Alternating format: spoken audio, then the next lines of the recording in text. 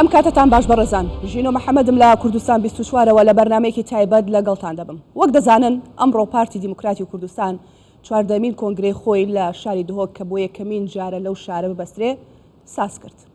لەم کۆنگرێدا زیاتر لە 1000 ئەندام تێیدا بەشدار بوون وا بڕیارە کۆنگرەکە بۆ ماوەی 3 ڕۆژ بەردەوام بێت. ئەمڕۆ کە یەکەم ڕۆژی کۆنگرەکەی پارتی بوو تێیدا سەرۆک و جێگرەکانی دیاریکران. سەرۆک بارزانی جارێکی دیکە بۆ بە سەرۆکی پارتەکە و هەردوو بەڕێز نێچیروان بارزانی و مەسرور بارزانی بوونە جێگر. ئەوەی کە ئەمڕۆ جۆمان لێبوو لە یەکەم ڕۆژی ئەو کۆنگرێدا ئەوەی کە لە وتارەکانی سەرۆک و جێگرەکانی و ئەو کادرانەی کە لەوێ ئامادەیان هەبوو ئەوانەی کە پەیامیان بۆ دەستگا میدیایەکاندا باس لە یەک خاڵ ئەکرایەوە یاخود زۆر تەکید لەسەر خاڵێک ئەکرایەوە ئەویش یەکڕیزی و تەبایی هێز و لایەنە سیاسیەکان بوو لە کوردستاندا و ئەو ڕێخستنەوەی نێوماڵی کووردە کە چەندین ساڵە کاری بۆ دەکرێت و هەوڵی بۆ دەدرێ ئەمڕۆ زۆر بەڕاشکاوانە لە کۆنگرەی پارتی دیموکراتی کوردستان باسی لێوە کراوە کەواتە ئێمە کۆنگرەی پارتی دەکەینە دەرفەتێک بۆ ئەوەی گفتوگۆ لەسەر پەیوەندی پارتی دیموکراتی کوردستان لەگەڵ هێز و لایەنە سیاسیەکان بکەین بزانین ئاخۆ هێز و لایەنە سیاسیەکان چۆن دەڕوانە ئەم کۆنگرەی پارتی یاخود چ داواکاریشان لە پارتی دیموکراتی کوردستان هەیە بۆ داهاتووی هەرێمی کوردستان بۆ ئەوەی هەرێمی کوردستان بگاتە کەنارێکی ئارام لەم دۆخە چەق بەستۆی عێراقدا. میوانەکانم دەناسێنم کۆمەڵێک میوانی باشمان لەگەڵدایە دەست دەکەم با گفتوگۆکانم لەگەڵیان هەرێک لە بەڕێزان عوسمان کاروانی کارگێڕی ئەنجومەنی سەرکردایەتی یەکگرتووی ئیسلامی کوردستان بەڕێزیان لە سلێمانیەوە لەگەڵمان دەبێت بە سوپاسەوە هەروەها بەڕێز شوان ڕابەر ئەندامی ئەنجومەنی سیاسی کۆمەڵی دادگەری لە هەولێرەوە لەگەڵمان دەبێت بە سوپاسەوە هەروەها بەڕێز ڕەسوول ڕەئوف ئەندامی ئەنجومەنی سەرکردایەتی سۆسیالیست دیموکراتی کوردستان کە بەڕێزیشیان لە چەمچەماڵەوە لەگەڵمان دەبن. سوپاس بۆ میوانەکانم سڵاوتان لێبێ و ئەم کاتتان باش سوپاس بۆی کە ئامادەن لەگەڵمان. کاک عوسمان کاروانی لە جەنابتەوە دەست پێ یەکەم جارێکی دیکە سوپاس بۆی کە ئامادەی لەگەڵمان با لە بەستنی کۆنگرەوە دەست پێ بکەین بزانین گرنگی بەستنی کۆنگرە بۆ هەر ئەحزابێک یاخود هێزێکی سیاسی لە کوردستاندا لە چیدا خۆی دەبینێتەوە؟ بەناوی خۆی بەخشندەی میێرەبان ئەلبەتە کۆنگرە بۆ هەر حیزبێکی سیاسی ئەتوانین بڵێن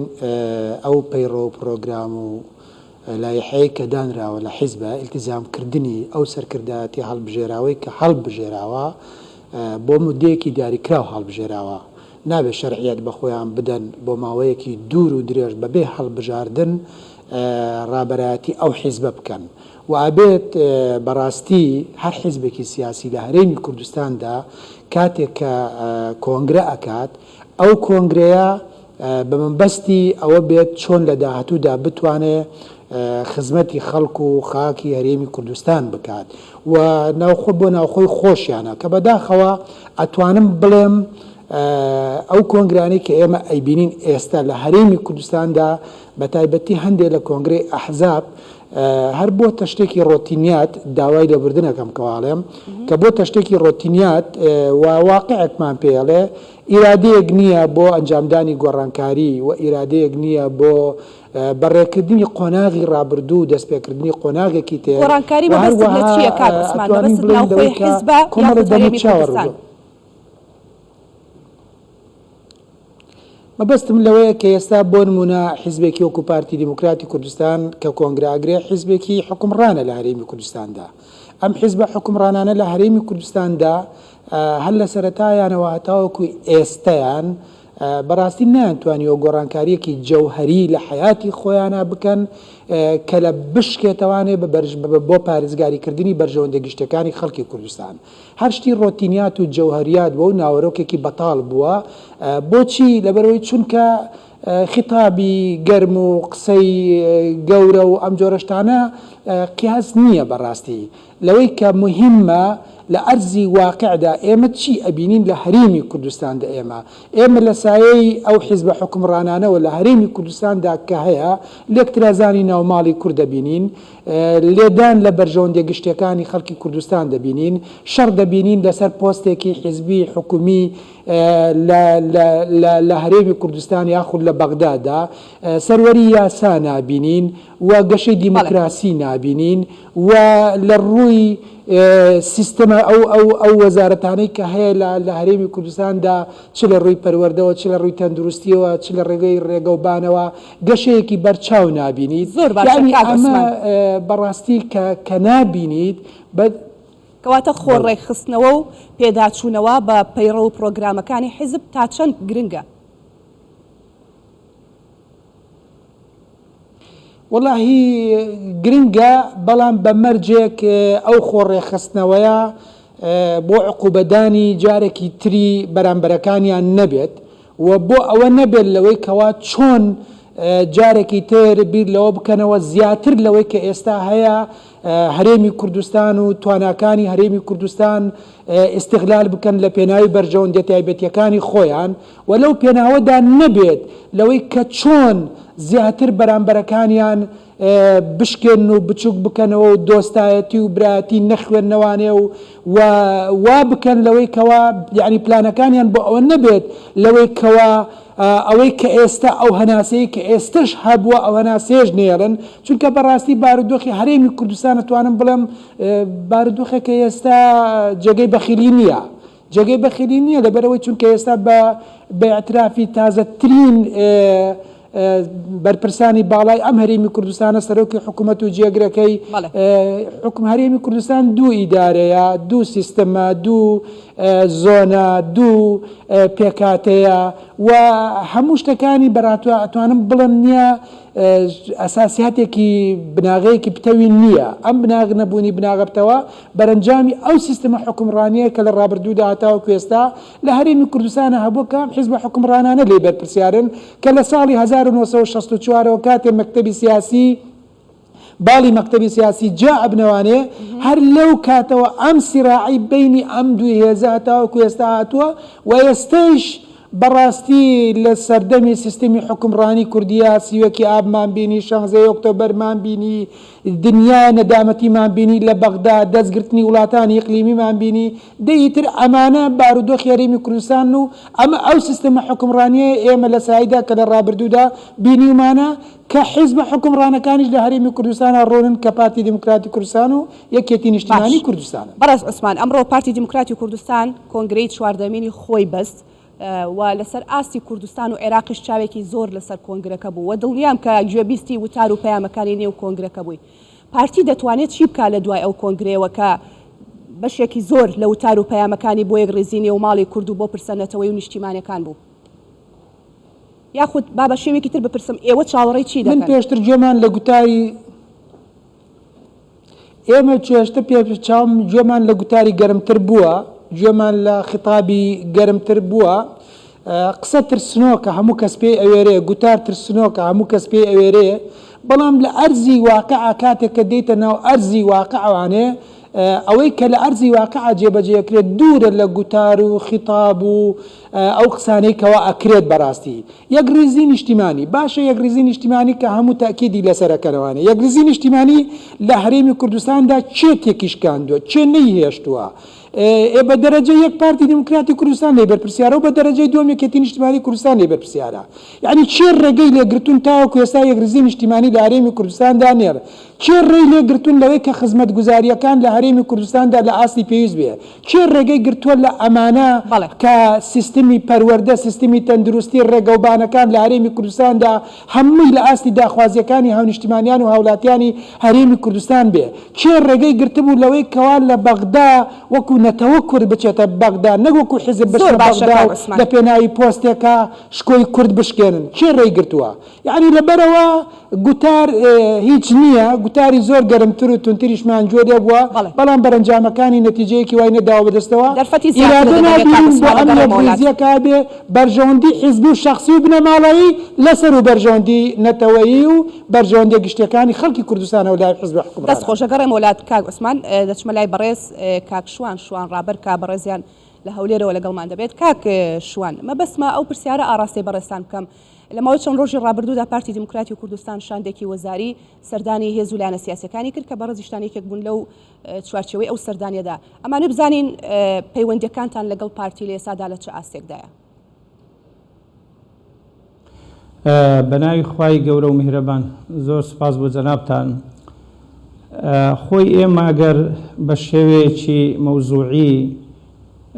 پەیوەندیەکانی پارتی لەگەڵ لایەنە سیاسەکانی هەرێمی کوردستان هەڵبسەنجێنین، بێگومان ئێمە جۆرێک لە تێگەیشتن و لە ڕاگۆڕینەوەمان لەگەڵ لایەنەکان هەیە، بەو مانای ئاگامان لە یەکتری هەیە کە پەیوەندی سیاسیەکان چۆنە و لە چه ئاستێکدایە. ئێمە کاتێک کە بەشێک لە حیزبەکانی هەرێمی کوردستان دەبینین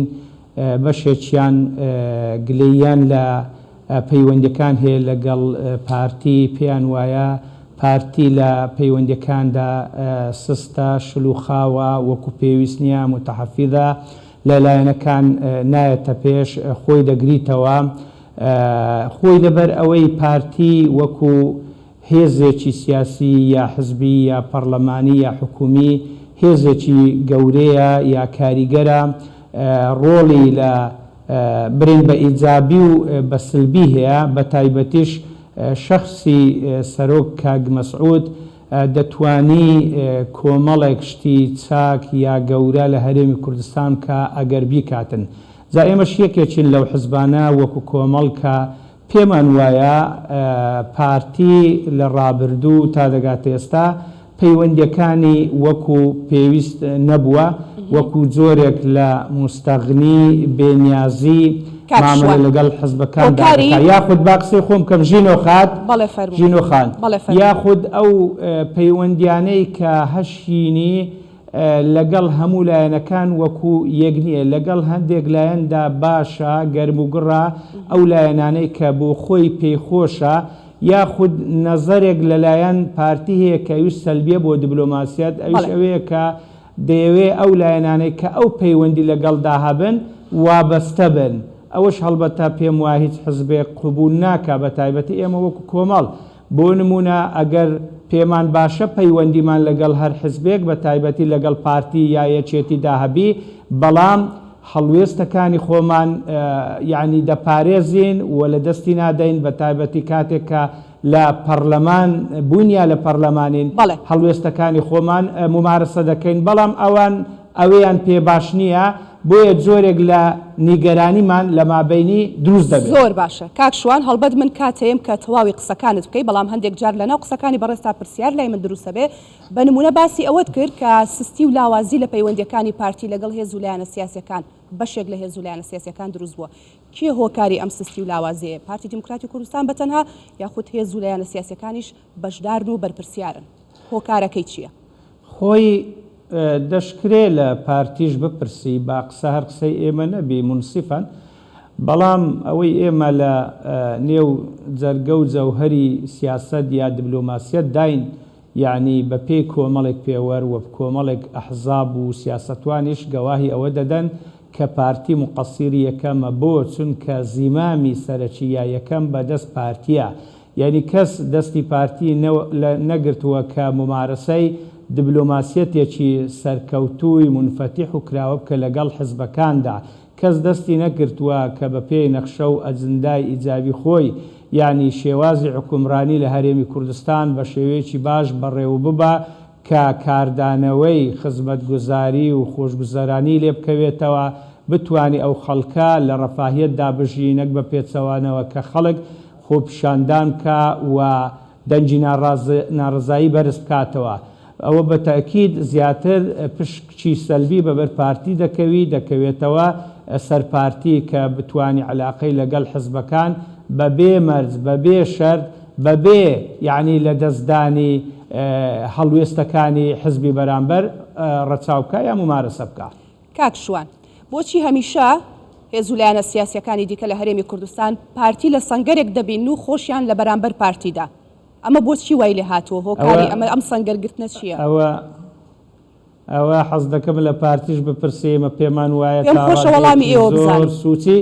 ئەمن پێم وایە تا ڕادەیەکی زۆر سوچی پارتیە، پارتی ئەو سەنگەربەندەی دروست کردووە بە شێوەیەک یعنی ئەدای بە شێوەیەکە لە حکومڕانی هەتا لە حزبایەتیش کە وەکو پێویست یعنی لەگەڵ حزبەکاندا یعنی بینی یعنی باش و تەبانەبی بۆیە حزبەکانیش لە ئەنجامدا بە ناچاری لەوەدا خەتاکە دەخەنە ئەستۆی پارتی یاخود زەمی پارتی دەکەن چونکە باسم کرد یعنی زۆر شتی گەورە بە پارتی دەکرێت بەڵام کە نایکاتن بە قەزدەن نایکاتن بۆ خۆ نایکاتن نایەوێ بیکاتن بۆ نمونە تەماشە بکەین کاتێک کە دەیەوێ پرسێک لە هەرێمی کوردستان یا لە بەغدا لە ئارایە یعنی باس لەوە دەکا کە ئەو پرسێکی گرنگە نیشتیمانیە چارەنووسسازە هەوڵی دروستکردنی کۆدەنجی دەداتن بەڵام لە شتەکانی تر کە پەیوەندی بە یەکڕیزی نیشتیمانی و نەتەوەی نێو ماڵی کووردا یعنی خۆی لێ تەجاهول دەکاتن ئیدی دەکرێت لە حزبەکانی تریش بپرسی با ئەم پرسیارە شەر ئاراستەی بەڕێزت بکەم بەڵام پارتی دیموکراتی کوردستان هەمیشە باز لەوە کە ئەڵێ من دەست پێشخەر بووم لە دەرگای هێزولایەنە سیاسیەکانم داوە بۆ پرسە نیشتیمانی نەتەوەیی سیاسی ئابوووریەکان لە هەرێمی کوردستان بۆ یەکدەنگی لە هەرێمی کوردستانە ئێوە وەڵامتان چییە بۆ ئەمە بە کورتی خۆ کوردگوتنی کەس بە دۆی خۆ ناڵێ ترشە ئەوانیش یعنی ئەگەر لیان بپرسی پێیان وایە پەیوەندیەکانیان زۆر ستاندارد و نۆرمالە لەگەڵ هەموو حزبەکان تۆپەکە لە ساحەی حزبەکانە بە نەزەری ئەوان بەڵام بە نەزەری حزبەکان بە پێچەوە نەوەیە یعنی کردداری شەرتە بۆ نمونە ئێستا ئەو کۆنگرەیە لە ئارایە ئەو کۆنگرەیە هەر شتی دەق تێکەس ناو پەیڕە و ناو کۆنگرە دەور نابینی ئێمە تەماشە دەکەین ئایا ئەدا ممارەسەی یا تەطبیقاتی پارتی لە دوای کۆنگرەی چۆن دەبی ئایا هەر وەکو جارات دەبی ئەگەر بە ئاراستەیەکی ئیجابی دابی ئەوە پێمان شتێکی باشە و خوا زیارین ئەگەر نا ئەو کاتە ینی بە هەمان شێوەگلەیەکان دووبارە دەکەوێتەوە سەر ینی پارتی زۆر باشە دەستەکانت خۆش بێ گەڕێمەوە لای بەڕێزی شت کاک ڕەسوڵ با بێمە لای جەنابت لە چەمچەماڵەوە لەگەڵ مانای گەلێک سوپاس با بزانم سەرەتا باسی کۆنگرەکە بکەین بزانم تێڕوانین و هەڵسەنگاندنی ئێوە بۆ یەکەم ڕۆژی کۆنگرەی پارتی چی بوو چ خوێندنەوەیەکتان هەبوو چیتان بەدی کرد هیچ خاڵێکی جیاوازتان بەدی کرد لەم کۆنگرەیە شەوتان باش شەوی میوانە بەڕێزەکان و بینەرانی خۆشەویستی کوردستان 24 باش دیارە هەر حیزبێک بنەما و بەرنامەی تایبەتی خۆی هەیە دیارەکە کۆنگرەژ ئەبەستێت خۆی لە خۆیان ئەوێت نوێبوونەوەیەک لەو کارانی کاکە لە ڕابردووە هەیەی بێگومان بەستنی کۆنگرە هەنگاوێکە بە پێی پەیڕە و پرۆگرامی هەموو حیزبێک کە دای ئەڕێژێتەوە بۆیە کە هەنگاو بەرەو پێشتر بێت دیارە پارتی دیموکراتی کوردستانیش کە ئەمڕۆ یەکەم ڕۆژی کۆنگرەکەیەتی ئەمێ سەرەتا پیرۆزبایی لە ئەندام و لایەنگرانی پارتی دیموکراتی کوردستان بکەم و هەروەها هەڵبژارنەوەی کاک بەسعود وەکسەرۆکیان کە ئەمە دیارە بۆ ناوخۆیان هەنگاوێکی یەکەمی بڕیوە کە ئەتوانین بڵێن بەشێک لە ئەو کێبڕکیانی کە هەبوو ئەمڕۆ ساغ بۆتەوە دیارە پارتی دیموکراتی کوردستان وەکو لە ڕابردووە بە پێی خەبات و بە پێی ژماری کورسی و بە پێی ئەو ڕۆڵی کە هەیەی لە هەرێمی کوردستانە ئەتوانین بڵێن ڕۆڵێکی کاریگەر و یەکلاکەرەوەی هەبووە لە پرسە نەتەوەی نیشتیمانەکانە دیارە ئێمە ئەو بەرنامانی کە پارتی دیموکراتی کوردستانیان هەیبووە هاوشان لەگەڵ بەرنامەی لایەنەکانی تر بە تایبەت وەکو پارتی سۆسیال دیموکراتی کوردستانی کە ئێمە ئەو پەیوەندیانی هەمان بووە لەسەر بنەمای نیشتیمانی لەسەر بنەمای ئەو خاڵانی کە سەربەخۆی کوردستان کۆنفدرالی لە عێراقا بەشداریکردن لە عێراقا پەیوەندەکانمان زیاتر لەو ئاستەیە بووە و هەروها ئەو خاڵانەی کە ئەمڕۆ لە کۆنگرەکە تێبینی کران خاڵی ئەتوانین بڵێن جەوهەری بوو بەپێی ئەو گوتار ئەو وتانی کە سەرۆک و جێگرانی سەرۆک خستیانە ڕوو هیوادارین ئەو گوتارانە ببێت بە کردار بۆی ڕنگدانەوەی لەسەر ئاستی عێراق و لەسەر ئاستی کوردستان و پەیوەندی حیزب و لایەنە کوردستانەکانیش بەرەو پێشتر بڕات چۆن پارتی دیموکراتی کوردستان هەوڵەدات بەرگێکی نوێ بەرنامەیەکی نوێ فکرێکی نوێ بدا بە حیزبەکەی بە هەمان کاتشا دەبێت بیر لەوە بکاتەوە پەیوەندی لەگەڵ لایەنەکانی تری ناوخۆی کوردستان پەیوەندی بە لایەنە نێو خۆی عێراقیەکان بە شێوەیەکی گشتی و نێودەوڵەتەکانیش بە چاوێکی ترا بەخشێنێتەوە چونکە ئەو گۆڕانکاریانی کە ئێستا هەیە لەم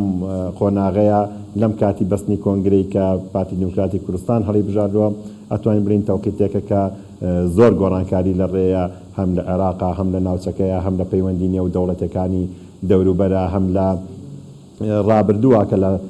سەردەمی شەڕی داعشا کراوە ئەتوانین بڵین کۆمەڵێک گۆڕانکاری هەیە کە ئێستا پێویستی بۆیە بەخۆی دابچێتەوە جا ئەگەر بە پێی گوتارەکان بێت وەکو هاو ڕێیانیش باسییان کرد گوتارەکان گوتاری باشن بەڵام لە داهاتووە کردارەکان شەرتا گرنگ ئەوەیە ئەو پێداچوونەوەی کە لە ڕابردووە ئەگەر بێ لە پێیەکانە و لە کارەکانە و لە ئەدای کارکردن و نێوینەکانە لە داهاتووە بگۆڕدێت و جیاوازی بەسرا بێت. کاک ڕەسوڵ، کاک عوسمان و کاک شوان دەڵێن پارتی دیموکراتی کوردستان سست و لاواز بووە لە پەیوەندیەکانی لەگەڵ هێز و لایەنە سیاسیەکانی دیکە لە هەرێمی کوردستان. بزانم خوێندنەوەی ئێوە چییە؟ ئایا هۆکاری سستی و لاوازی ئەم پەیوەندیانە بۆ چیە گەڕێنەوە لە نێوان پارتەکانی هەرێمی کوردستان بەتایبەت کە وەکو ئەو دوو بەڕێزە باسیەکەن دەڵێن دەستپێکەکە لەلایەن پارتیەوەیە چونکە پارتی وەک هێزی یەکەم وایە لە هەرێمی کوردستان دەبێت جیاوازتر مامەڵە بکات. هەر یەک لە کاکاروان و کاک شوانش دیارە ئەوان ئەتوانین بڵێن اعتیبار لە ڕەئی حیزبی خۆیان ئەکات. من ناتوانم بە ناوی ئەو برادرانەوە قسە بکەم، من ناتوانم بە ناوی هەڵوێستی تۆ چییە یاخود خوێندنەوەی تۆ چییە لەسەر ئەو قسەیە لەسەر ئەو سستی و لاوازی پەیوەندی هێز و لایەنە سیاسیەکان؟ خوێندنەوەی ئێمە من وای ئەبینەمە و پەیوەندیانە هەردێکەوە بە پێی لێک نزیکردنی ئەدای کارکردنە و بەرنامەی کارە لە چوارچێوەی حیزبیە. ئێستا ئێمە وەکو پارتی سۆسیال دیموکراتی کوردستان لەگەڵ پارتی دیموکراتی کوردستانە ئەتوانین بڵێن بەشێک لە خاڵە هاوبەشەکان کە ئەوانیش لە ڕابردووە هەر لە هەوڵدان بۆ سەربەخۆی کوردستان هەم لە بەرگری لە شەڕی داعش و بڕی دیفاعکردن لە خاکی کوردستان هەم لە ڕیفراندۆم هەم لە کۆنفدرالی لە عێراق و هەوڵدان بۆ خاڵانە ئەتوانین بڵێن لە زۆر خاڵە لێک نزیک بووینە و پەیوەندەکانی لەسەر ئەو بنەمایە بووە. ئەگینا پارتی سۆسیال دیموکراتی کوردستان خاوەنی ڕوئیا و بەرنامەی خۆی هەبوو بۆ کارکردن لە ئێستا و لە داهاتووی کوردستانە کە ئەمانە کۆمەڵێک شتەوە ئاکات کە ڕەنگە بڵێ بەلای بەرامبەرەوە جۆرێک لە پەیوەندەکان بچێتە قاڵبێکی ترەوە، بەڵام من پێم وایە ئەو پەیوەندیانە پەیوەندی بە بنەمای بەرنامە و ئیشی کاری حیزبەکانە. ڕەنگە یەکگرتووی ئیسلامی کوردستان بەرنامەی کاری جیاواز بێت لە پارتی دیموکراتی کوردستان، چونکە یەکگرتووی ئیسلامی کوردستان هەر لە سەرتاوە حیزبێکی مەدەنی بۆ بەبێ چەک و بەبێ ئەتوانین بڵێن وەکو حیزبێکی مەدەنیانە کاری کردووە، بەڵام پارتی سۆسیال دیموکراتی کوردستان جیالەوەی کە لە بواری مەدەنی و ئیداریشا کاری کردووە لە هەمان کاتە وەکو لە سەرتاوە وەکو هێزێکی سەربازیش وەکو پێشمەرگە ئاسار لە هەموو ڕوبەڕووبوونەکانە جیاواز بووە، واتە بەرنامەی کاری حیزبەکان جیاوازە، بۆیە من پێم وایە پەیوەندەکانیش جیاوازە لەگەڵ لایەنەکانە. زۆر باشە، کەواتە کاک عوسمان بەرنامەی کاری حیزبەکان جیاوازە بۆیە پەیوەندیەکانیش جیاوازە. قسەت لەسەر ئەمە چییە؟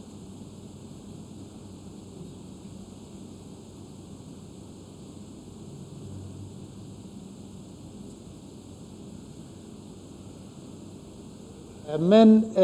ئەوەی کە ئەمەوێ بیڵێم ئەوەی کە باز لە پەیوەندی بینی هێز و لایەنە سیاسیەکانە، من پارتی دیموکراتی کوردستان لەو بارودۆخانەی کە لە هەرێمی کوردستانە هەیە ڕووی داوە، من حەزەکەم ڕوون و ڕاشکاوانە قسە بکەم. بەڵێ فەرموو. ینی بەڕاستی پارتی لە پەرلەمانی کوردستانە قبوڵی چەند 5 ئیمزای پەرلەمانتارەکانی ئێمەی نەکرد لەسەر لێپرسینەوە لە سەرۆکی حکوومەت لەسەر پرسێکی زۆر ئاسایی بۆ موسسەسەیەکی نیشتیمانی کە پەرلەمانە کە خۆیان بەشێکی سەرەکین لە دامەزراندنی ئەم موسسەسەیە لە بەقابلی ئەو 5 ئیمزایە 7 پۆستی لە بادینان لە یەکگرتوو وەرگرتەوانێک کە ئیستحقاقی ئەنجومەنی پارێزگاکانی یەکگرتوو بووە. پارتی لە ڕابردوودا لە بادینان و لە پارتی لە ناو پەرلەمانە بەس پارتی دیموکراتی کوردستان لە ناو پەرلەماندانیە هێز و لایەنە سیاسیەکانی من ئەڵێم ئەو قبوڵی نەکرد ئەوان من نەخێر ژینۆ خان من سەریح قساکەم ڕێک و ڕوون و ڕەوان قساکەم ئەوە ڕێک پەیوەست بوو بە ئەو ئیمزانەی ئێمە بەرامبەر بە سەرۆکی حکوومەت کە کردمان کە پێیان قبوڵ نەکرا لەو بارودۆخەی کە لە هەرێمی کوردستاندا هەیە لە مقابلە هەڕەشەیان کرد لەوەی کە ئێمە 7 پۆست یا ئیمزاکانتان ئەکشێننەوە کە کردوتانە بەرامبەر بە بانگەشکردنی سەرۆکی حکوومەت بۆ لە پرسینەوە لە گوزەران و بارودۆخی خەڵکی کوردستان لە پەرلەمان یا پۆستەکانی بادینانتان ئێمە ژوتمان ئیمزاکانمان ناکشێنینەوانێ و هەموو پۆستەکانی بادینان ئەوە بوو ئەو خوشکوبرا بەڕێزانەی کە لەو مەیدانەدا کاریانە کرد بەسەری بەرز و ڕووی سوورەوە هەموو پۆستەکانیان تەسلیم کردەوە. یعنی ئەمە واقعەکە کەواتە حیزبی حکمڕان لە هەرێمی کوردستانە خۆی بە خاوەن ماڵە زانێت و خەڵک بە کرێکی سەیرەکات. یعنی ئەمە حاڵەتێکی ناتەندروستە ناڕێکە ڕۆڵدابەشکردنی سیاسی قوربان ئەڵەم هەموو خەڵک بەکرێتیە زانێەوە بەس خۆی بەخاوەن ماڵە زانێ هەموو خەڵک بەکرێتیە زانێ بەس خۆی بەخاوەن ئەمە بیرکردنەوەیەکی ناتەن دروستە ناڕێکە یعنی ئێمە کاتێک کە نابینین ڕۆڵدابەشکردنی سیاسی لە نێوان هێز و لایەنە سیاسیەکان لە هەرێمی کوردستاندا کۆ ڕۆڵدابەشکردنی سیاسی چێ لێی بەرپرسە چێ لێی بەرپرسە لەوەی کە دام و دەستگا و مؤسساتی نیشتیمانی ئێمە پەرلەمانمان هەیە حکوومەتمان هەیە دەستەی دیوانی چاودێری داراییمان هەیە لیژنەی نەزاهەمان هەیە سیستمی دادوەریمان هەیە ئەمانە وەکو ناو هەمانن بەس ئایا لە ئەرزی واقعە ئەمانە بەردەوام ئیش و کاریان نەبۆتە ئەوەی چۆن پارێزگاری لە بەرژەوەندێ گشتەکانی هەردوو حیزبی حکمڕان بکەن لە هەرێمی کوردستاندا لە واقعدا حکوومەت بەڵێ کاک بەسمان ئەمڕۆکەم توخوار لە واقعدا حکوومەت ئێستا حکوومەتێکی پرۆفشناڵی مەدەنی خزمەت گوزارە لە هەرێمی کوردستاندا خەریکی خزمەت گوزاریەکانی خەڵکی کوردستانە یعنی بۆ بارودۆخەکان وەکو خۆی عرض نەکەین ناهێڵن پەرلەمان ڕۆڵی خۆی بێنێ ناهێڵن دیوانی چاودێری ڕۆڵی خۆی بینێ ناهێڵن دادگاکان ڕۆڵی خۆی ببینێ ناهێڵن داهات شەفاف ببێت ناهێڵن پەیوەندی ئیقلیمی نێودەوڵەتیەکان ڕون و دیار بێت لە پێناوی چیایە و بۆ چییە ئایا لە پێناوی گشتی و بۆ نیشتیمان و خەڵک و خاکە یاخود لە پێناوی بەرژەوەندی حیزبەکاندایە هەموو ئەم شتانە لە هەرێمی کوردستانە کە ڕووەدا چێ ئەیکات ئەوە حیزبە حکمڕانەکانە ئەنجامیەدەن دەستخۆش کاک عوسمان بار لەگەڵ تۆ ببێنمەوە وەڵا باسی ئەوە بکەم کە بزانم ڕۆڵی هێز و لایەنە سیاسیەکان مەبەستم کوردستانە هێز و لایەنە سیاسی کوردستانیەکان لە ئاشتەوایی کورد یاخود لە نەتەوەی کورد یاخود لە داکۆکیکردن لە مافەکانی کورد لە بەغداد چۆن هەڵدەسەنگێنن و چۆن بۆ لە ڕابردوودا بۆ داهاتووژە بێت چۆن بێ لە دوای کۆنگرەی پارتی شۆ پێم بڵێ ئێوە چاوەڕێی چی دەکەن گۆڕانکاری بەسەر دۆخ و دۆزی کووردا بێ لە بەغدا هێز و لایەنە سیاسیەکان من باسی یەکگرتووی ئیسلامی کوردستانت بووە باش بەڵام دواییش باسی ئەو کۆدەنگیەم بۆ کاگەر هەیە باش کۆدەنگی نییە ناوماڵی کورد ناوماڵێکی پەرتەوازە و فەوزایە کۆدەنگی چی لەسەر چ شتێک کۆدەنگیەیە لەسەر سەرۆکۆمار کۆدەنگیمانەیە لەسەر دابشکردنی ڕۆڵ کۆدەنگیمانەیە لەسەر پەیوەندی نێودەوڵەتی و ئیقلیمی کۆدەنگیەیە لەسەر ئەو داهاتی کە لە ناو هەرێمی کوردستانە هەیە کە بە شەفافی بەڵام دوجار ڕێکەوتن هەیە کاژمانیانی هەرێمی کوردستاندا کۆدەنگیەیە ڕێکەوتنیش نییە ڕێکەوتن کوا چه هێزێکی سیاسی ئێستا ئاگای لە داهاتی هەرێمی کوردستانە ئەوە بارودۆخانەی کە لە بەغدا ڕوئەدایە لە وڵاتانی ئیقلیمی ڕوئەدایە لە ڕووی نێودەوڵەتی ڕۆدا کوا ڕێکەوتنی نێوان هێز و لایەنە سیاسیەکان حیزبە حکمڕانەکانن تاگڕەوانە بڕیارە دەن لەسەر هەموو کەیسەکان قسە ئەکەن بارودۆخی خۆیانە سەپێنن بەسەر هەرێمی کوردستاندا بۆیە ئێستا هەموو پردی پەیوەندیەکانی نێوان خەڵک و حکوومەت بەرەودا ڕوخانەوە ئەمێ بارودۆخی هەرێمی کوردستان ئێمە وەکو یەکگرتووی ئیسلامی کوردستان کاتێ لە مەجلیسی حکم بووین توانیمان ئەوەندەی کە لە توانای خۆمانەیە بەرژەوەندە گشتەکانی خەڵک بپارێزین کاتێ لە پەرلەمان بووین لە بەغدا لەسەر پرسەنەتەوەیەکان ئەو پەڕی دیفاعکەر بووین لە پرسی هەمووان پێکەوە کارتان دەکرد لە پرسی هێرش بەڵێ ئەو کاتەش هەمووان پێکەوە کارتان دەکرد لە چییە؟ لەو ئەنجومەنەی حکومڕانی کە باسیەکەی پێکەوە کارکردنی نێوان هێز و لایەنە سیاسیەکان نییە ژینۆخان ڕێک و ڕون و ڕەوان و شەفاف بین لەگەڵ خەڵکە ڕازگۆ بین ئەم هێز و لایەنە سیاسیانە ئێستا لێکدابراون پەرتەوازن دوورن لە یەک حتا قەنەعەت بوون بە سیاسەتی یەکتری نەماوە کاتێکە لەسەر مێزێکیش بەیەکەوە دانیشن بۆ تاوتۆکردنی بارودۆخەکان لەو کاتە لە هەموو کاتێ بێت متمانەترین بەرامبەر بە یەکتری ئەمە بارودۆخی نێوان هێز و لایەنە سیاسیەکانە کاتی زیاترە دەدەمێ گەڕێمە وڵات بەڕێز شوان هێز و لایەنە سیاسیەکان کاک شوان کاک عوسمان باسیەکە دەڵێ هیچ کاتێک کۆدەنگ نەبوون و یەکگوتار نەبوون ئەو کاتێک کە کۆ دەبنەوە لەسەر مێزی گفتوگۆ لە هەموو کاتێک بێمنەترن بە تایبەتی لە بەغدا بەڵام خۆ دەکرێت لەسەر پرسەنەتەوەی و نیشتیمانەکانی یەکدەنگ بن بزانم قسەی تۆ چییە؟ وەڵام منیش پێم وایە بەڕاستی ینی ئەو شێوازە تەعامولەی کە لە نێوان حزبەکان هەیە لەگەڵ یەکتر بە تایبەتیش تەحمیلی سەر پارتی و یەکێتی بکەین کە ئەوان دوو هێزی دەسڕۆن یا فەرمان ڕەوای هەرێمی کوردستانن چۆن لە هەرێمی کوردستان بە شێوەیەکی خراپ حکومڕانی دەکەن بە هەمان شێوە لە بەغداش مامەڵەیەکی خراپ و بەد دەکەن چۆن لە هەرێمی کوردستان هەموو جومگەکانیان خۆرخ و مونۆپۆل کردووە لە بەغداش بە هەمان شێوە دوانمونە بە نمونە مەسلەی سەرۆک کۆمارە سەرۆک کۆمار هەموو کەس دەزانی بە پێی عورفی عراقی نوێ هی هەرێمی کوردستانە بەڵام کەی پارتی و یەکێتی هاتن پرس بە هەموو حزبەکانی هەرێمی کوردستان بکەن ئێمە وەکو کۆمەڵ لە سەرەتادا ڕامانگەیان گوتمان ئێمە ناچینە تەرەفی هیچ لایەنێکەوە بەڵکو داوا لە هەموو لایەنە سیاسیەکان دەکەین کە لە هەرێمی کوردستان کۆ ببنەوە لەسەر تاکە کاندیدێک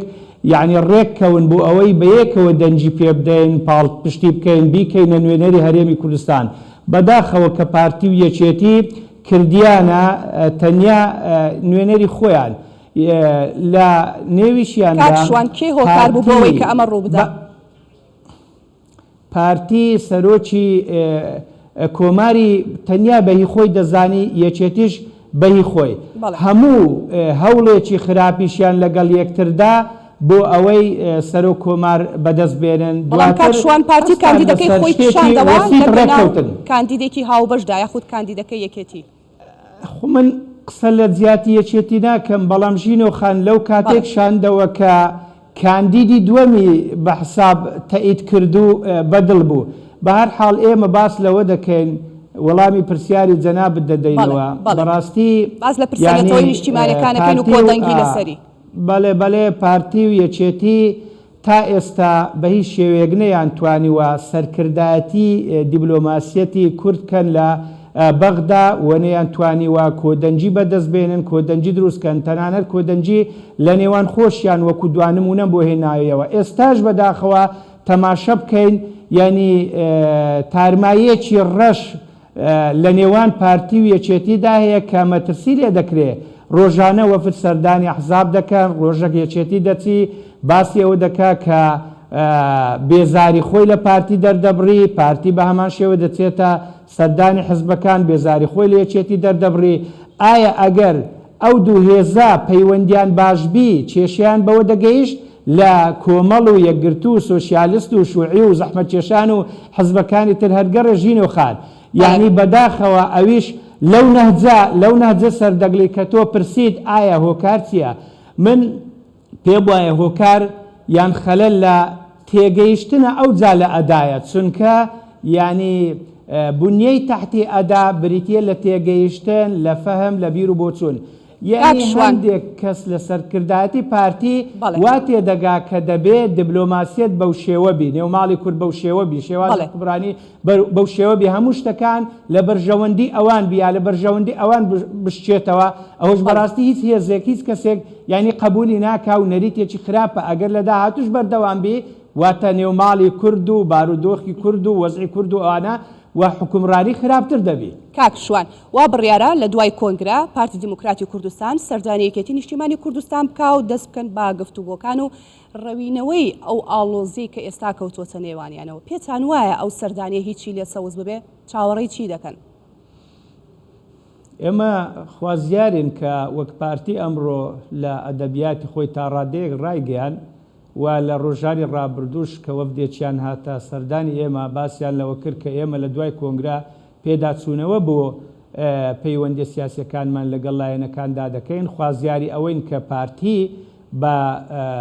ڕوحیەتێکی ئیجابی تر مامەلە لەگەڵ حزبەکاندا بکە بە تایبەتیش لەگەڵ یەکێتی ئێمە بە وەفدی یەکێتی و بە وەفدی پارتیشمان گوت کێشەکانتان لە زمینەی حکوومەت چارەسەر بکەن با لە چوارچێوەی یاسابی لە چوارچێوەی دیالۆگ و گفتوگۆبی وەڵامەکانیان چی بوو پەنامە بەنەبەر ممارەسەکردنی توندوتیژی و هێز چونکە ئەوە ئەزمون کراوە کورد لێی زەرەرمەند بووە لە داهاتوش لێی زەرەرمەند دەبین هەردووچیان بە نەزەر بە نەزەری قسەی باش دەکەن جا هیوادارین پێشەموان بینی پارتی و یەکێتی لە داهاتوو چاکبی ئەو جا هی هەموو لایەنەکان باشتر بی ئاخیر قسەم لەو جەولەی ئەوە قسەیەمدا ئەوە دەڵێم کە بەڕاستی من پێش ئێستا تەتەڕقم نەکرد بۆ ئەوە نەک نێو ماڵی حەزبەکانی کورد ڕێک نییە بڕوا بکە ژین و خان ئەو بەڕێزانش لەناو سیاسەتن باش دەزانن کە لە نێو خودی حزبێک حتا لە ناو پارتیش یعنی کوتلەگەری هەیە جەمسەربەندی هەیە یعنی لەسەر کۆمەڵێک لەناو کۆمەڵی دادگەریش بەو شێوەیە لە نێو ئێمەش ڕاجایی هەیە بەڵام یعنی مەبەستم بڕیارجیایی یا کوتلە و کوتلەکاری لە مابینی حزبە سەرەکیەکان ناڕاستی و ناڕوونی و ناشەفافی لەگەڵ یەکتر هەیە ئەگەر وانەبی بۆ کێشەکان چارەسەر ناکەن بۆ کاتێک کە لە سەر مێز و خوانی گفتوگۆدا دەنیشن لە ڕێگەیاندن دەڵێن بەڕاستی زۆر ئیجابی بوو هەنگاوی باشماننا بەڵام دواتر لە کردار و لە پراکتیزەدا هەنگاوی زۆر خراپ دژ بە یەک بەرامبەر بە یەک دەنێت کاکشوان وەڵامی ئەو پرسیارەم وەرنەگرت لەناو کۆمەڵی دادگەری ڕای جیاواز هەیە یاخود کوتلە و کوتلەکاری هەیە ئێمەش ئینسانی لە نێو ئێمەش ڕاجایی هەیە بەڵام ڕاجاییەکان ئێمە هەمیشە هەوڵ دەدەین لە جوغز و ئیتارێکی ئیجابی کوتلە یا ڕای جیاواز مرکزی احترامی دابی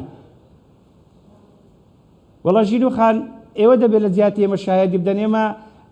یعنی لە هەشتاکانەوە ممارەسەی چەکداری ئەو ممارەسەی سیاست دەکەیت هەتا دەگاتە ئێستا بە کۆمەڵێک یعنی وێزگەدا ڕۆیشتوین ئەگەر یعنی سەلبیاتی گەورە و بزورگمان لە نێواندا هەبا دەبووە یعنی هەنگاوی خراپمان نابا و چارەنووسی خراپمان ببایە بەڵام لە نەتیجەشدا ئینسانین یعنی وەکو هەر حزبێکی تر مەشاکیلمان هەیە کەموکوڕیمان هەیە ڕادیاییمان هەیە بەڵام هەوڵ دەدەین ڕادیاییەکان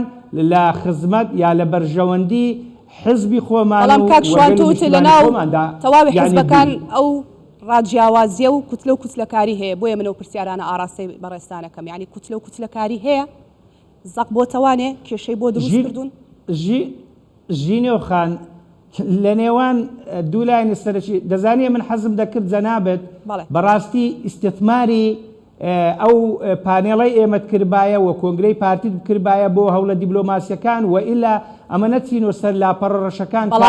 چێ یعنی دەستپێکی چێ جێ لە برای خۆت بی چێ دەستپێکی شەڕی ناوخۆ بووینە چێ مێژوێکی ڕەشیان بۆ هەرێمی کوردستان تۆمار کردیا چێ تەسفیەی نەک حسابات ئەدساد لەگەڵ یەکتردا دەکات یعنی جاری وایە نەک حزبێک لەگەڵ حزبێک لەناو حزبێک ینی هەولی لە نێوبردننی یەکتر دەدەن ئەوە کەی ساغیە کەی ڕاستیە کەی دڵسۆزیە لەگەڵ خۆیان لەگەڵ پرۆسەی سیاسی لەگەڵ هەرێمی کوردستان یعنی ئەو شتانەمان هەموو بینێەوە بەڵام یعنی لە نێو کۆمەڵی ئیسلامی لە نێو یعنی یەکگرتووی ئیسلامی یعنی شتێکی لەو جۆرە شێوانە بووە تەنیا ململانە ڕادیایی مەسەل ئەو شتانە هەبووە کاکشوان من نامێ زۆر بچمە سەر پرسە نێوخۆیەکان بەڵام لە قسەکانی بەڕێستانە جارێکی ترێڵێمەوە پرسیار لای من دروستە بێ وەکو ڕۆژنامە نووسێک دواتر ئەم پانێڵە یاخود ئەم دیدار و یاخود ئەم گفتوگۆی کە ئەم شەو پێکمان هێناوە لەگەڵ بەڕێستانە بۆ ئەوەیە کە دەنگێکی جیاواز ڕایەکی جیاواز ڕەخنەیەکی جیاوازتر لە پارتی دموکراتی کوردستان بگیرێت و دەرگایەک واڵا بکرێتەوە بۆ ئەوەی کە پەیامی لایەنە ئۆپۆزیسیۆنەکانیش بگاتە دەسەڵات وەکۆی کە بەڕێستان ئاماژەی بۆکەن وابزانام دەرفەتی باشی شماونەتێ بۆی قسە و ڕەخنەکانتان بگەێنن بەردەوامی شەبم لەگەڵتانە با بچمە لای بەڕێز کاک ڕەسوڵ دەمێکە دابڕاوم لێی کاک ڕەسوڵ سپاس دەکەم کە هەر ئامادەی لەگەڵمان با باسی ئەوە بکەم هەمیشە پارتی دموکراتی کوردستان خۆی بە خاوەنی پرسەنەتەوەیەکان و نیشتیمانیەکان زانیوە ئایا توانیوێتی خاوەنددارێتێکی حەقیقی و ڕاستی بکات؟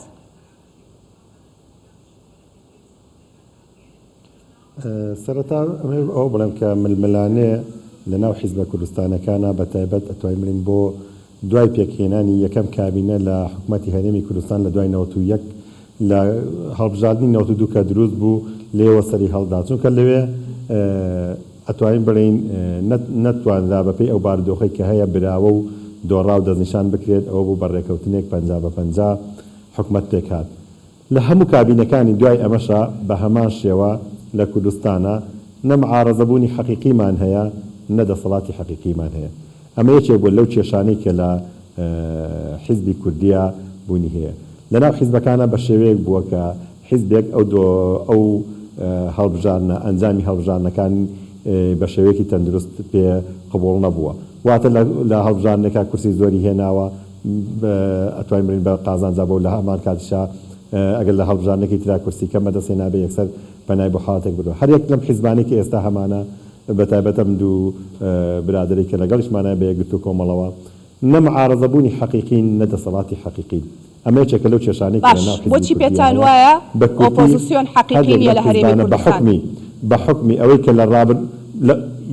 ئەوەی کە لە ڕابردووە هەرێکی کۆمەڵێک مێژوویەکی هەیە لە خەبات لە تێکۆشان دێت ژمارەی کورسی و ژمارەی نەکان بەو خەباتە ئەپێوێ بۆیە ئێمە لە کوردستانە بەڕاستی حیزبەکان هەر یەکەی بەپێی حەجمی خۆی ینی لە گۆڕانکاری و لە شتەکانە تەعامل ناکات بۆی ئەم کێشانە دروست بووە ئەنجا بێنە سەر پارتی دیموکراتی کوردستان کە ئەتوانین بڵین لە زۆربەی هەڵبژاردنەکانە توانیوێتی پلەی یەکەم بەدەست بێنێ زۆرترین کورسەکان بەدەست بێنێ ئیتر چۆن هێناوەتی چۆن نهێناوە ئەوە ڕەنگە ئێستا جێی ئەم بەرنامەی نەبێ مناقەشە دەسەرکەین ئەوە ڕەنگە لە کاتی هەڵبژاردنە بتوانین قسە لەسەر ئەو وردەکاریە بکەین بەڵام ئەوەی کە ئێستا هەیە پارتی دیموکراتی کوردستان بە پێی ڕێژەی کورسەکانی حیزبی یەکەمە لە کوردستان و حیزبی باڵادەستە ئایا تا چەند توانیوێتی ئەم تەوازنە ڕابگرێت تا چەند توانیوێتی براگەورەی ڕابگرێت ئەمە پرسیارەکەی کە ئێستا بەڕێز دەکەیت من پێم وایە لە هەندێک بوارە توانراوە کە بە شێوەیەکی گشتی تەوازن لە بینی ئیقلیمیا ڕابگرێت چونکە ئەگەر ئێمە سەیری حکوومەتی هەرێمی کوردستان بکەین هەموو کات لەژێر هەیمنەی چەند هێزێکی زلهێزی نێودەوڵەتی ئەوە لە هەر لە ڕابردووە حکوومەتی عێراق بە شێوەیەکی جیا سێری کرد و هەوڵی داوە لە دەسەڵات و لە پاگەکانی حکوومەتی هەرێم کەم کاتەوە لە هەمان کاتا تورکیا بەهۆی توانین بڵین پاکەکەەوە هەموو کات زەختێکی ئەوەی لەسەر حکوومەتی هەرێمی کوردستان کردو بۆی کە بتوانێت ئەو هێزە عارەزانی ناو کوردستانە بەرامبەر بە تورکیا لاواز بکات ئەوە ئێران ئەبینین ڕۆژانە تۆپباران و هێز بەکارهێنێ بەرامبەر بەو حیزبە عارەزانەی کە لە کوردستانە هەیە و بەرامبەر بە تورکیا ئەمە یەکێکە لەوانەی کە تەوازن ڕاگرتنی حکوومەتی هەرێمی کوردستان زۆر قورسە لەگەڵ دەوروبەر و لەگەڵ وڵاتانی ترا ڕابگیرێ من پێم وایە لەم پەیوەندیە تا ڕادێک هەرچەند وەکو ڕازیم لێ ڕازین بەڵام تا ڕادێک توانراوە هەندێک حاڵەت هەندێک تەوازن ڕابگرێ بەڵام لە هەمان کاتیشا کێشەکان ئەوەنە گەورەیە لەوە دەرچۆکە ئێمە بتوانین دەسەڵاتی حکوومەتی هەرێمی کوردستان بەم دەسەڵاتی ئێستاوە ململانێ و یان قەتەع لەگەڵ ئەو وڵاتانەیە ڕابگرن تۆ ئەتەوێ بڵێ حکوومەتی هەرێمی کوردستان بە دیاریکراوی پارتی دیموکراتی کوردستان توانیوێتی مامەڵێکی تەندروست لەگەڵ ڕوودا و پێشاتەکاندا بکات ناتوانین 100% بڵین توانیوێتی ئەو تەوازنە ڕابگرێ بەڵام بە شێوەیەکی بەچاو بەپێی ئەو خۆناغی کە هەیە توانیوێتی پێگەی حکوومەتی هەرێم لە ئاستی پەیوەندی نێودەوڵەتەکانە ڕابگرێ ئێستا ئەگەر ئێمە تێبینی بکەین ئاستی حکوومەتی هەرێم پەیوەندێکی دیبلۆماسی زیاد لە فیدراڵی لەگەڵ دەرەوەیە هەیە ئەگەر ئێمە سێری دەسەڵاتەکانی حکوومەتی هەرێمی کوردستان بکەین لە چوارچێوەی حکوومەتی فیدراڵە و دەسەڵاتەکانی حکوومەتی هەرێمی کوردستان لە چاو ئەو هەرێمە فیدراڵیە بەڵێ دەسەڵاتی حکوومەتی هەرێمی کوردستان زۆر لە فیدراڵی زیاتر بەکاری هێناوە چ لە ڕووی پەیوەندی نێودەوڵەتەکانەوە چ لە ڕووی فرۆشتنی بڵێ داهاتی زەوی و سەرزەوی هەرێمی کوردستان تا ڕادێک توانیوێتی دەسەڵاتەکانی خۆی زیاتر بەکار بهێنێ بەڵام ئەو تێبینیانێکە ئەوە نییە بڵین پارتی دیموکراتی کوردستان بێخەل و بێغەشە بەڵێ تێبینیشمان هەیە لەسەری بەتایبەت لە ئەتوانین بڵین لە بینی پەیوەندی حیزبە کوردستانەکانە کە بەداخەوە ئەتوانین بڵین بەشێک لەو ململانێنە پەیوەست نییە بەم خۆناغی کە ئێستا ئێمەتیان لە مێژەوە یعنی ئەگەر سەری ئەو ململانەی بینی پارتی وێچێتی بکەین هەر لە سەرەتای دروستبوونی یەکێتی نیشتیمانی کوردستانەوە ئەمە دروست بووە کە پێش چەند ساڵە پێش دروستبوونی یەکێتی نیشتیمانی کوردستان لەگەڵ حیزب و لایەنەکانی تریشا بە هەمان شێوە ئەو ململانەی کە ئێستا هەیە ئەتوانین بڵین درێژە پێدەری چەند دەیان ساڵە ئەم حاڵەتە ئەگەر لە کابینەکانی شاید بکەین ئەم کێشانێکی کە ئێستا دروست بووە پەیوەندی بەم خۆناغی ئێستاوە نییە بەڵام ئەتوانین بڵین حکوومەتی هەرێمی کوردستان بەم دۆخەی ئێستاوە هەنگاوی باشی بڕیوە و ئەگەر بێت و ڕێگرێ نێودەوڵەتەکان بەتایبەت لە دۆخێکی وەکو ئێستایە زەختی زیاتر نەکەنیان بەشێکی دیبلۆماسی کار بکرێت من پێم وایە هەنگاوی باشتریش ئەنجێت بۆم کاک ڕەسوڵ با ئەم پرسیارەش ئاراستی تۆ بکەم چونکە باسی پەیوەندیەکانت کرد لە کۆتایی قسەکاندا ئەمڕۆ لە کۆنگرەکەدا وەکو خۆی بۆت دەگوازمەوە سەرۆک بارزانی باسی لەوە کرد کە دەڵێ پێم باشە پەیوەندێکی زۆر باشمان لەگەڵ هێز و لایەنە سیاسیەکان لە هەرێمی کوردستان هەبێت ئەم پەیوەندیە زۆر باشە چۆن دروست دەبێت کێ دەتوانێت دروستیکە کێ دەست پێشخەرە بێت وەکۆی کە بەڕێز کاک عوسمان و کاک شوان باسیەکەن کێ دەستی گرتوون بۆ ئەم پەیوەندیە زۆر باشە دروست نابێت من پێم وایە ئەم ئەرکە قورسە ئەکەوێتە سەرشانی پارتی دیموکراتی کوردستان و خودی کاک مەسعود بارزانی دیارە ئەمڕۆ لە وتارەکەیان زۆر بە ڕاشکاوانە باسی باشی پەیوەندەکانی کرد لەگەڵ لایەنەکانی ترە ئەگەر بێت و پارتی دیموکراتی کوردستان لە دوای کۆنگرەی چواردەوە بە بەرنامەیەکی نوێەوە بە شێوازێکی نوێ دابەزێتە ناو برەی پەیوەندی لایەنەکانی تر بە تایبەت کە ئەوەی کاریگەری لەسەر ژیانی خەڵک هەیە بە ئەتوانین برین ململانەکانی نێوان یەکێتی نیشتیمانی کوردستان و پارتی دیموکراتی کوردستان کاریگەریە برینەرێنەکانی زیاتر دروستەکات ئەنجا لایەنەکانی تریش ئەگەر بێت و پارتی دیموکراتی کوردستان نیەت پاکی خۆی بەرامبەر بە لایەنەکانی تر دەرببڕێت و لە دوای کۆنگرە بە وەفدێکی باڵا ئێمە خۆمان نەزانین لە کوردستانە کەسی یەکەمەکان بڕیار بەدەستن پێم وایە خودی کاک مەسعود خۆی ئەتوانێت ئەمە بکات نەک وەفدێک دروست بکات و دوای ئەوە بگەڕێنەوە بۆ لایەنەکە ئەگەر بێت و کاک مەسعود بتوانێت گەورەی خۆی بنوێنێ لە دوای بەستنی کۆنگرە چۆن لە وتارەکەی بەڵێنی داوە سەردانی لایەنەکان بکات و لایەنەکان کۆ بکاتەوە لە چواردەوری خۆی و بتوانێت بتێونێتەوە کە لە عێراقش و لە کوردستانیشا چۆن حیزبی باڵایە ئەوەش دەسەڵاتی باڵا ئیداری مادی لەلایە بتوانێت بە شێوەیەک لە شێوەکان بە چاوێکی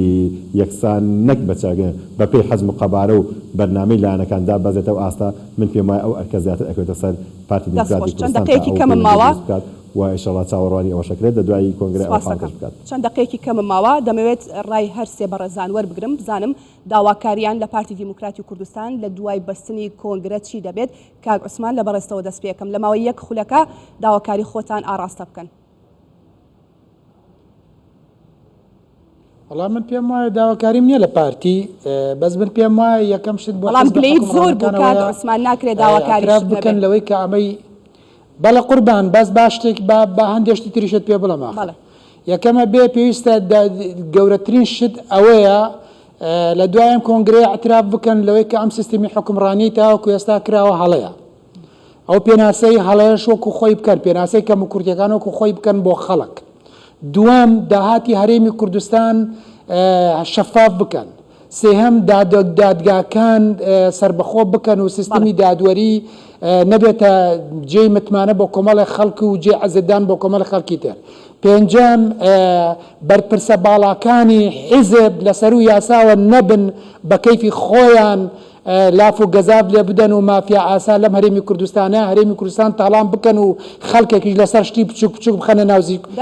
کونجی زیندانەکانەوە چوارەم هەوڵ بدەن ئەو پەیوەندیە دیبلۆماسیانەی کە هەیەە لەسەر ئاستی ئیقلیمی و نێودەوڵەتی پەیوەندیەک نەبێ بۆ بەرژەوەندی حیزب و بنەماڵە و کەسەکان پەیوەندی بێ بۆ بەرژەوەندی گشتەکانی خەڵکی کوردستان. کاک شوان بەڕێستان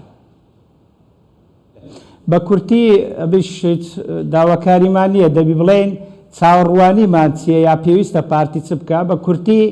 ئەو شێوازەی کە ئێستا لە هەرێمی کوردستان پیادە دەکرێت لە ڕێگای حکوومەتەوە کە حکوومەتی پارتیە واتە پارتی بە دەرەجە یەک لێی مەسئولە ئەو جالایەنەکانی تری بەشدار بوو شێوازێکی خراپە لەبەر ئەوەی کەم و کوڕی و مەشاکیل و بێدادی و فەرق و جیاوازی و بێکاری و بێقمەتی زۆرە پێویستە لە داهاتوودا پارتی بە خۆداچوونەوەیەکی جەزری بۆ شێوازی حکومڕانکە بتوانێت هەموو شتە سلبیانەی کە باسم کرد باشیان کاتن. ئیدی بۆ نمونە ئێستا دوو زۆنی دوو دەسەڵاتی هەیە یعنی بتوانی مەسەلەن یەکێتی خاچی هەرێمی کوردستان بپارێزی یەکێتی دەسەڵات یەکێتی دیبلۆماسیات یعنی یەکێتی دارایی مرکزیەتی دارایی هەموو ئەوانە بپارێزی شتێکی باشە و وە بڵانسەکان ڕابگری کە تا ئێستا بڵانسی ڕانەگرتووەوە مەسەلەی معارەزەش کاک ڕەسوول باسی کرد ئێمە معارەزەیەکی باش بووین وەزەریبەی معارەزە بوونمان داوە بە تایبەتی فراکسیۆنەکەمان لە پەرلەمان یعنی دیارە کە بەڕاستی هەڵوێستی زۆر باش بووە ئەدای زۆر باش بووە. کاک ڕەسوول پەیامی خۆت بە کورتی داواکاری یاخود چاوەڕوانیتان چیە لە پارتی لە دوای کۆنگرەوە؟ ئەوەی کێمە ئەیبینین لە ڕابردووە خاڵی سلبی و خاڵی ئیجابی بەشێکی زۆری ئەکەوتە سەرشانی پارتی دیموکراتی کوردستان پێویستە پارتی دیموکراتی کوردستان چۆن لەم کۆنگرەیە ئەوێ حیزبەکەی نوێ بکاتەوە پێویستە ئەو دەسەڵاتەش کە بەشێکی زۆری ئەکەوتە سەرشانی و ئەویش نوێ بکاتەوە پێویستە حکوومەت و حیزب کە ئێستا دیاردێکی زۆر زەقە لە کوردستانە